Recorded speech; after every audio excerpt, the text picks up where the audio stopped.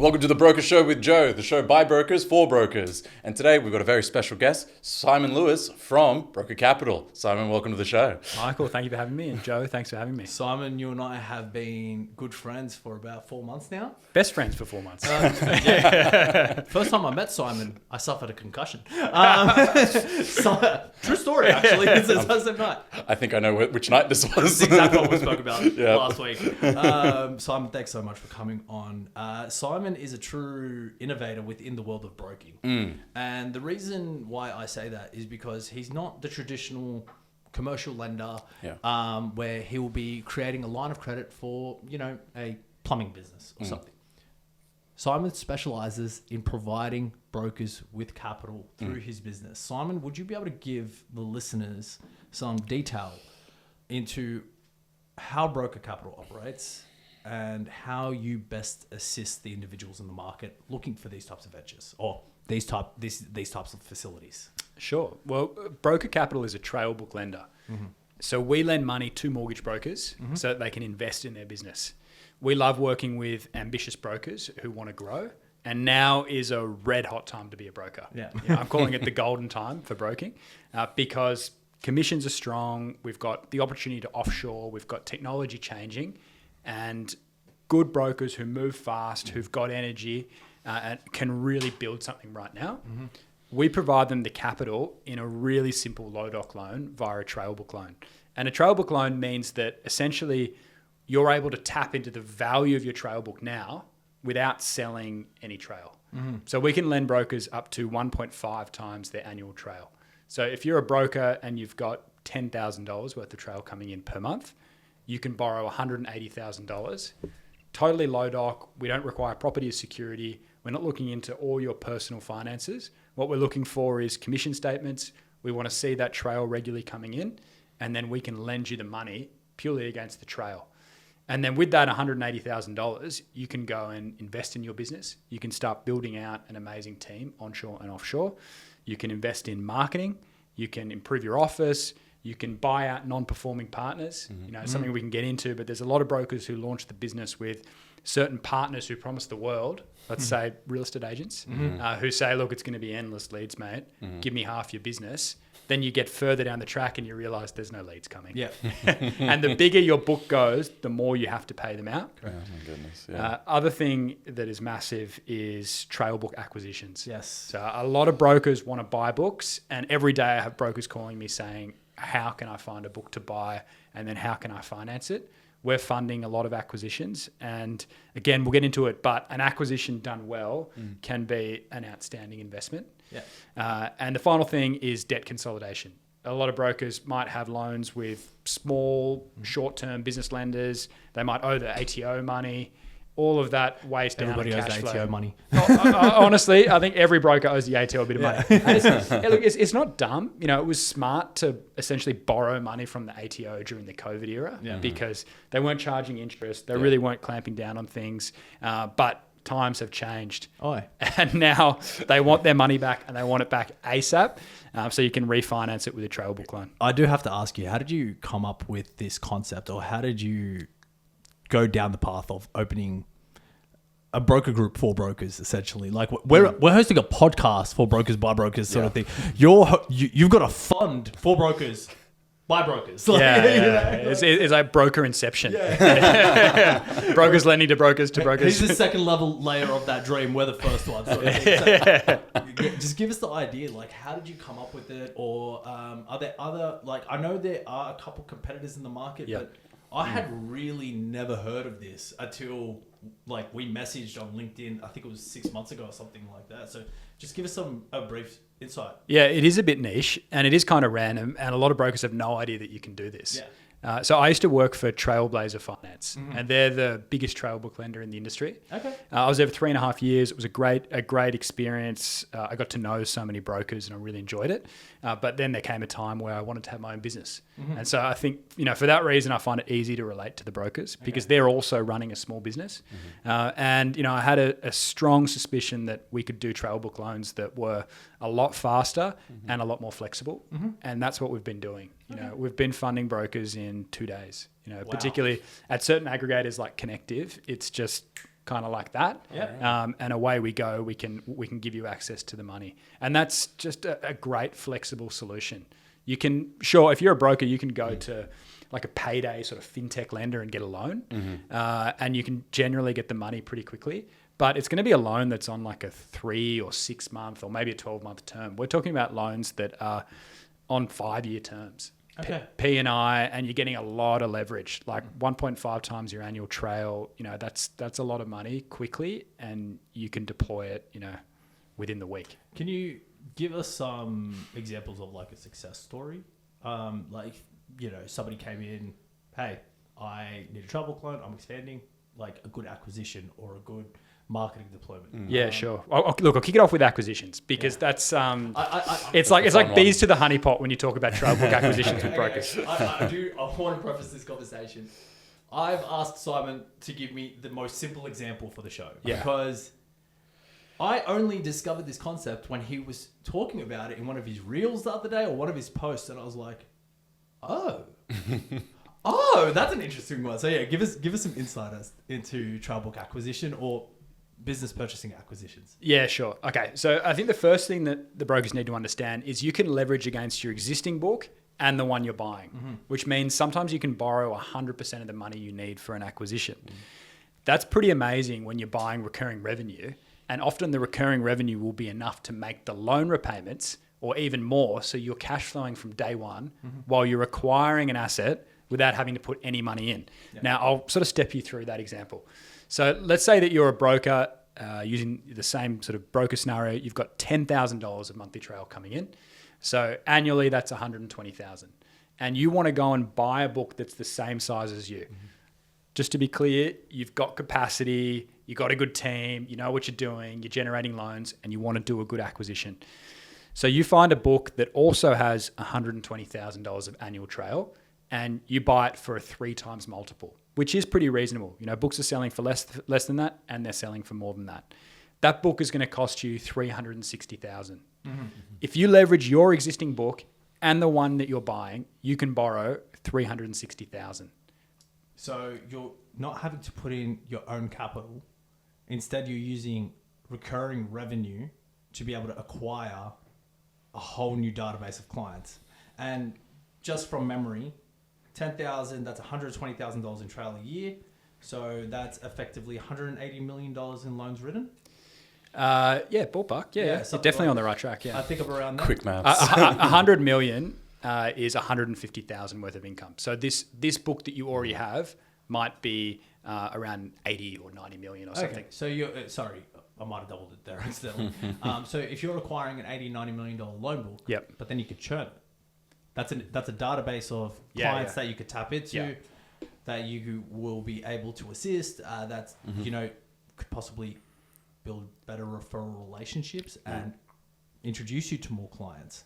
What I do want to know is, what if the book is underperforming and somebody wants to sell it? So, you get the trail book and you effectively see the monthly.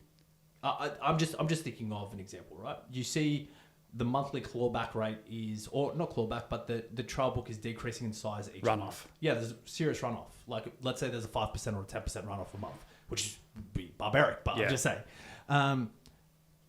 Would you still consider funding those if it was going to a high-performing brokerage? That's a really good question. So when you're looking at buying a book, they're all going to vary. And the quality will really matter. And that's why we see books sell for anywhere between 2.5 to 4 times, because there's a variation in the size of the book, but also in the actual quality. And some books do run off quickly due to either being poorly managed or for some reason the broker doesn't have real relationships with the clients. And if you don't really know the clients, as soon as they see somebody advertise, we'll get you a sharper rate, well, off they go. Right? Can't remember the last time I advertised the rate. Exactly. It's not the best way to build a relationship with the clients. So I suppose if you're going to buy a book that does have high runoff, first of all, you want to pay a lower multiple because it's going to take you longer to get your money back. And so therefore you should pay less for it because it comes with all sorts of risk. Now that will affect how much you can borrow as well. Yeah. We'll run an analysis on your book and the one that you're buying. And if we see red flags like, wow, that runoff's out of control, or wow, this book is just generating so many clawbacks, and they're not intentional clawbacks. It's not a broker intentionally, clawing back their own loan or refinancing their own loan because they're getting a better deal for the client. That client is actually leaving and going somewhere else, and therefore you're getting hit with the clawback. So we can, using our models, pick up whether a book is high quality or not so high quality. And you're right, that is really going to affect your borrowing power. No, this is great insight to know, just because I know there's a lot of brokers out there that get hunted. They're like, hey, do you want to buy a trail book? Do you want to buy a trail book? And they might not do the analysis on what they're actually purchasing. They're like, oh no, this is a great, and it could be regional Victoria, and the runoff is at like 10% or something. I know this because I went through the situation a few years ago. I didn't buy the trail book myself, but I was literally looking at it. You thought about it? No, I didn't even think about it. I just remember the person approaching me and they're like, oh, they want 5.5x. I was like, okay, let me have a read of this. I looked at it and I go, none of these loans are in a location that I know. I don't know any of these people. How am I going to even be able to get in touch with them? And they want 900. What? I was like, this is the stupidest thing I've ever seen. But then I kind of like you bringing attention to that as well, because, and it's the reason why I asked the question, because I know there are people in our market that get taken advantage of. 100%. And I think it's good to highlight that, hey, just because you're buying a trail book doesn't mean that it's instantly going to bring success. You need to put the work in. If you're buying a high-performing trail book, okay, and you're a high-performing brokerage, okay, different story. But if you are a broker who hasn't successfully built a trail book, or like you're building your trail book up, and then you buy something that's low-performing, that could actually kill your business pretty quickly.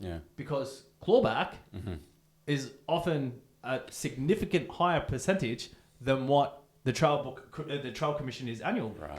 And I think that's an important thing to remember too, because if you're getting that much runoff, it's worrying. It is worrying. So what does due diligence look like for like assessing a good trail book from the other? Like, I mean, I don't know, but like, how does a broker avoid being taken advantage of in this situation? That's a good question. So read the actual documents that you're getting. That you receive. Like, read the trail book. Ask them for monthlies. Ask them when these loans settle. What? Put effort in? Yeah. That sounds insane. It sounds too hard. You can do it. But genuinely, like, you have to put effort in. Right. Yeah, 100%. Well, look, I do due diligence all the time for acquisitions. Like the first thing that's more important than anything else by a mile is you need to find out what the vendor's doing when they sell you this book. Yeah. Are they retiring? Are they exiting the industry? Are they going to continue to be a referral partner for you? Even if you're paying them, say, 30% of upfronts from outside of the book that they bring back in, that's perfectly fine because they're bringing you deal flow. But if you get any hint that this person might be coming back into the industry and might be competing with you, then run a mile because it's just way too much of a risk. Runoff could be ballistic. As far as sort of runoff benchmarks go, we should differentiate between gross runoff and net runoff. Yeah. So gross runoff is, there was this many loans at the start, and then at the end there were this many. What's the difference? That's the gross runoff. And so gross runoff on average will be somewhere between 20 and 30%. But if you've got 30% gross runoff, it's not necessarily a bad thing because you might be intentionally refinancing these clients and they're actually staying in the book.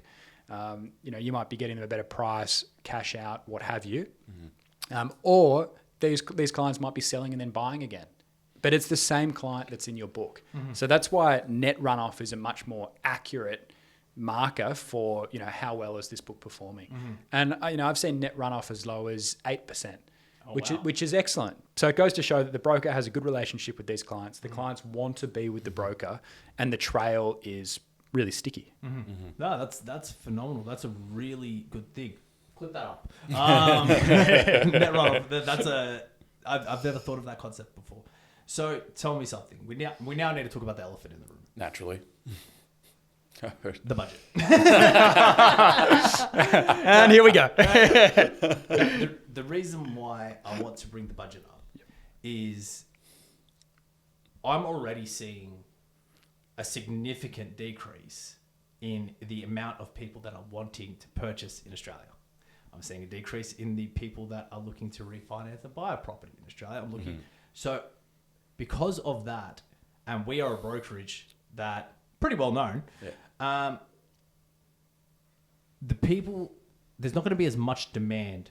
There's not going to be as many new brokers coming to the market. Yeah. So what I'm anticipating, and this is what the reason I bring the budget up. What I'm anticipating personally, and I'm happy to be challenged on this, is because there's not going to be as many brokers coming to the market, there's going to be a lot more acquisitions because you're going to have a lot of brokers leaving the market too. So are you seeing something similar, or do you think there's going to be higher acquisitions in the future because of all of this stuff? Like, just give me some insight as to what the last 3 months have brought towards your business. And if you're not willing to share it, we can cut this. So the broad theme is consolidation. Yeah. So the industry is moving towards having more brokerages like you, like It's Simple, where you employ a team, you have strong systems, you have an office, you are a proper business with brokers working underneath you. There are still thousands of brokers in Australia who are sole operators, who are operating out the back of the car or a spare bedroom or what have you. They're small operators that don't do a great loan volume. And those people with rising cost of living, with a more difficult environment for being a broker, are going to sort of die out. And one of the pathways that they're going to go is they're going to sell their book to someone like you, who is going to acquire the book and then potentially give this broker a fantastic place to work where they don't have to worry about running a business and they can just be a broker and they can manage their existing relationships plus potentially get some leads from your network. So that's a broad theme that's happening. And we're going to see brokerages that are technology first, that are willing to hire, that are ambitious, just get bigger and bigger. Now, I've spoken with a lot of brokers whose strategy has been investors. And for years, they've been teaching people Could be anyone. Yeah. I'm not naming any names. For years, they've been teaching people, hey, this is how you get ahead in Australia. You buy property. Property goes up because there's a lack of supply, because we have inflation, because we have immigration. I've never made a video like that. Not once. And, you can stack, you can leverage against properties that are growing, what have you. And you can have and previously, being a broker doing that made a lot of sense. And, and then there were brokers that even specialized in SMSF lending. And, unfortunately, this playbook has been killed or murdered publicly without any kind of negotiation, without any warning. I'm doing my best, guys. I'm doing my best. Well, this is all subsequent, right? It just gets announced and then people are like, wow, so my whole livelihood and my whole strategy is gone. It's completely bizarre. I'm sorry. I'm going to lose the train of thought. The way that they announced the SMSF thing, 48 hours notice, and then just killed it. Because that wasn't in the actual budget announcement, was it? That was later. One. Yeah. No. That was the green ones. Yeah. It was... The amendment. So Quickly has spent God knows how much money building out their new API system software for SMSF lending. Killed. AMP, I think, invested over $100 million building out their SMSF new to market product suite. Gone. And we had, and I don't know if you remember this, last year we had so many lenders coming and seeing us and be like, hey, you need us to get into the SMSF space, because we didn't do it. I've done 4 SMSF loans in my career. Okay, so it's never been my niche. But I know brokers. That's the whole thing. They SMSF and residential. That's it. That's what their focus is. It was a smart niche to get into.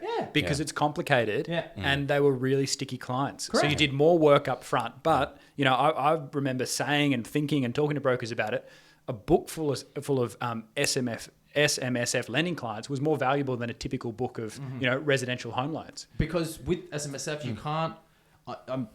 Correct me if I'm wrong. You can refinance, but you can't refinance and do an equity drawdown. You have to sell the property in order to be able to draw down equity. I'm not 100% sure because yet again 4 loans. Okay, so and they're all purchases. So I'm not 100% certain on that. But that's what I've been told in the past. So why would a person refinance if they're on a really good rate? And why would they go to someone else to do that. if they're already your client. They're super sticky clients. Exactly. Yeah. So it was a really good strategy. So there's a lot of brokers who've been affected by this, and you can see it in the turnover in property and the low clearance rates. Yeah. That there are just simply less properties selling. Yeah. And so if your strategy was all about investors, or apparently also first home buyers who've been hit by these supposed strategies that were supposed to help first home buyers, but we can see the take up has really plummeted. Yeah. So look, I think. Brokers potentially will do it hard, and particularly the ones that don't already have a really big network and a borrowing base, and don't already run a really fantastic business. Maybe they have a personal brand or something like that just kind of keeps the wheels ticking over and clients coming in. If you don't have that, it could be really hard. Yeah. And so I think those brokers are going to reassess where they're at. Yeah. And I think it will accelerate this consolidation theme that I was talking about. Yeah. I'm going to have to agree with you there, because we were seeing a massive uptick in brokers coming to the market. The year before it was 24,000, and then it went to 27,000 in a year. So that's 11, 12% single year. If any industry in Australia grew by 11 or 12% in a year, people would be losing their mind. Well, they were losing their mind. And then also on the back of that, we as brokers, we wrote 81% of the loans in Australia for the first quarter of this year. Which is a good thing. No, it's a fantastic thing, because that means people have options. They're not moving to an oligopoly market or a monopolized market. They're moving to multiple different lenders, and they're weighing up their options. Yeah. Now with all of this consolidation, I do agree with Simon. There's going to be a lot of brokers exiting because of essentially effectively what's happened. Yeah. But my biggest worry now is, and I think I've said this to you previously, probably. My competition is not other brokers. No. Like, I've never considered other brokers competition, because we're all small business owners trying to figure it out. Yeah. Somebody down the road might be able to do something a whole lot better than I can. For example, SMSF. But I might be able to work with self-employed individuals better. Yeah. Because I know that is an under-resourced part of the market as well. Yeah, like low doc loans and stuff like that, yeah. But now the banks have a much better competitive advantage against us, because they have more capital that they can deploy into these AI systems. So I agree with you wholeheartedly. I think brokers need to, and we spoke about this with Julian last week, brokers need to be super strategic. Partnerships they make, marketing that they're pushing out, niches that they're tapping into. Because when you become a specialized broker group, that is when you are most effective. Because not aim, fire, ready, like Tony Robbins says, it's ready, aim, fire. You know exactly what your target's going to be. Yeah. So I agree with everything that you've just kind of brought up. I want to know next. So the investor market, we all know, smashed. Yeah. We seeing clearance rates drop. We are also seeing the amount of transactions occurring halved by 50%. Australia's New South Wales was already operating under a deficit. Now we have 49% less properties transacted on. I think I think our deficits grow to 800 mil just from stamp duty revenue. I was about to say stamp duty revenue. I mean, they didn't think that one through, did they? They didn't think through a lot, but that one, I think they thought about. Oh, we make money from stamp duty. Does someone know how to use Excel? Yeah. So they've apparently they've increased the payroll tax to then offset the stamp duty revenue, because payroll tax has now increased in New South Wales. Oh, okay. So broker groups are also going to start looking at more contract work. But us as brokers, we already have to pay payroll tax. So punish productivity. Correct. Correct. So do you? What do you think, or what do you think is your best analysis, or what should brokers be doing in terms of diversification to ensure that they're not going to be as affected from this? Like, I'm just spitballing some questions.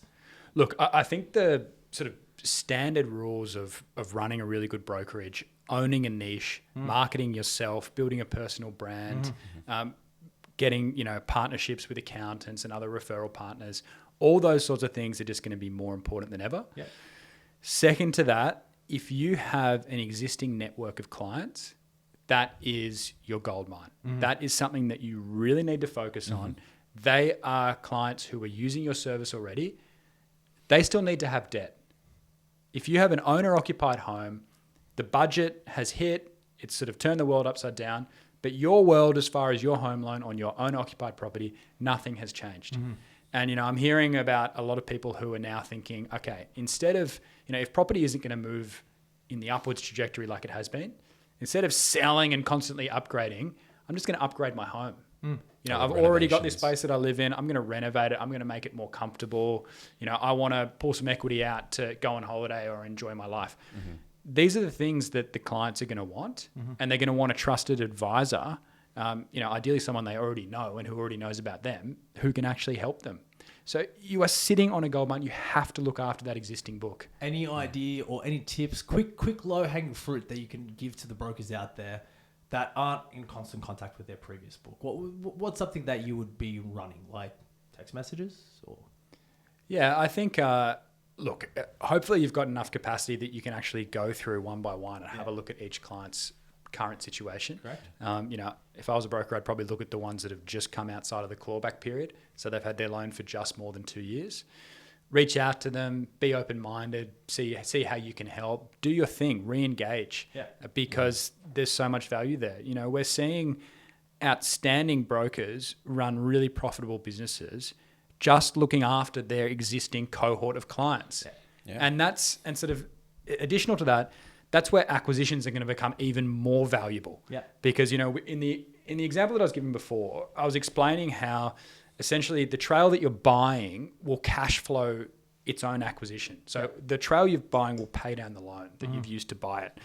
But when you buy a brokerage, you're not just buying the trail. You're buying upfronts as well. And you're buying the network of clients that comes with that book. And that's really valuable. If you're buying, access to 200 people who have a home loan and you're now their broker and you're getting a warm introduction from the vendor, that's something that is really valuable. Sometimes people are buying 1,000 clients. Wow. What could you do with that? What sort of referrals could be inside that book? The possibilities. I'm getting excited. I'm going to go hunt for some travel books now. I know I've got one question I don't know the answer for, and I know a lot of brokers want the answer for. Can you buy a trail book that's a part of a separate aggregation group? Great question. The answer is yes, most of the time. Okay. Except the franchises, so Mortgage Choice and Aussie, you need to be part of that franchise. Okay. And there is actually a lot of M&A happening inside of Aussie and inside of Mortgage Choice. There are good brokers within those networks who are buying up the other ones. Okay. So it's already happening within those networks, even though there's, roughly maybe 1,000 brokers in each network. Wow. There's a lot of really good M&A. We've funded quite a few of them, and those brokers do really well. Also AFG. If you want to buy an AFG book, you have to be an AFG broker. Okay. Is it a difficult process to move a book from one aggregator? I'm asking for myself. Just an FYI. Like, guys, turn the cameras off. Like, I'm just sitting here and I'm going, I know a couple of people in Connective. Friends with Connective. But we might be able to work something out here. So the way it works, if I'm with LMG and I go and buy a Connective book, that book stays with Connective. Okay. Yeah, so essentially you've got 2 books. And then over time, you will refinance the clients out of the Connective book across to your LMG book where you're actively writing loans. So your credit representative number doesn't actually have to move to a separate aggregator. What it is you're buying access to the revenue coming from that trail as an asset, and then you can just bring it over to the next lender. Am I correct? Exactly right. Yeah, you nailed it. You're buying the trail book, which is an asset. Usually it's not a company sale. You're not buying their company. You're buying their asset, which is the trail book plus the clients. That is, I think, the best way to end this. That sounds pretty cool. Where can the listeners find you? Broker Capital is my company. Check me out on LinkedIn, Instagram. Give me a call. Always happy to chat. And if you need any assistance with... Actually, what was I going to go with here? Sorry. It can be home loan, uni, or it's I was sitting there, I was going... what do we plug? Yeah, I'm like, wait, what am I plugging today? Tennis. Tennis is a wonderful sport. Is anyone up for a game? Down there's some courts. It's a lot of money to get into it, but it's at the Crown Casino. Oh, right. Oh, is it that one? Yeah. Because you can walk over and you can see it from the balcony. Yeah. Probably cheaper than 16 grand though.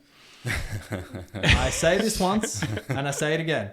None of it was planned. It wasn't cash. It was a credit card payment that I now need to pay off. I'm not happy about it. But to be honest, we have a lot of questions that have not been answered, namely which is, how does taxing my Charizard more equal more first home buyers? Prime Minister, if you are listening to this, please answer that question. I would really, really love to know. If you are becoming a broker or if you need assistance in your brokerage, you can reach out to us at Home Loan University.